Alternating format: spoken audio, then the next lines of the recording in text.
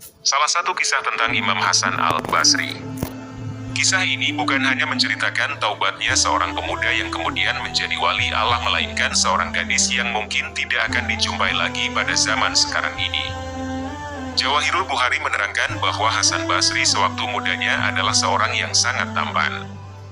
Beliau sangat suka memakai pakaian yang bagus-bagus dan suka berjalan di sekitar kota Basrah. Pada suatu hari, sedang berjalan-jalan dia melihat seorang wanita berburdah bercadar. Mata wanita itu sangat cantik dan menarik perhatiannya. Lalu dia mengikuti gadis itu dari belakang. Wanita itu yang baru menyadari diikuti lalu menoleh ke belakang lalu berkata, "Wahai pemuda, apakah kamu tidak malu? Kepada siapa aku harus malu?" Tanya Hasan Basri kembali. "Malulah kepada Allah Subhanahu wa Ta'ala yang Maha mengetahui mata yang berkhianat dan mengetahui apa saja yang ada dalam hati," jawab wanita cantik itu. Hasan Basri semakin tertarik kepada wanita tersebut dan timbullah rasa cinta dalam hatinya serta tidak dapat menahan nafsu. Lalu dia terus saja mengikuti wanita tersebut berjalan. Melihat dia terus diikuti, wanita itu berkata lagi, "Mengapa kamu terus mengikutiku?" Hasan Basri berkata, "Sebenarnya aku terpesona dengan matamu yang cantik itu." Mendengar jawaban itu, wanita ini berkata, "Baiklah, karena kamu menyukai mataku ini, tunggu sebentar di sini. Aku akan beri apa yang kamu inginkan." Kemudian dia berlalu pergi. Hasan Basri sangat gembira dan menunggu-nunggu kedatangan wanita tersebut.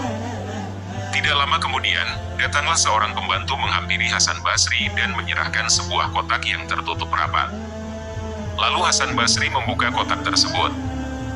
Betapa terkejutnya Hasan Basri melihat isi kotak tersebut ternyata sepasang bola mata. "Tuan putriku berkata dia tidak memerlukan mata yang menyebabkan terpesonanya seseorang seperti Tuan," kata pembantu itu.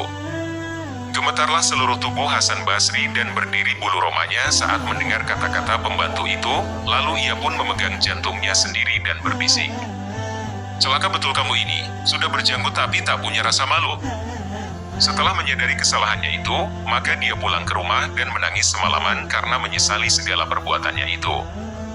Keesokan hari Hasan Basri pergi ke rumah wanita itu untuk meminta maaf. Tetapi ketika sampai dia mendengar suara wanita-wanita menangis dan bertanya apa yang terjadi. Dan diberitahu bahwa wanita tersebut meninggal karena mencongkel kedua matanya. Hasan Basri kembali ke rumah dan menangis selama 3 hari 3 malam dan menyesali segala perbuatan dan kelemahan imannya. Dia bertaubat kepada Allah untuk tidak lagi menjadi lelaki yang tidak sopan.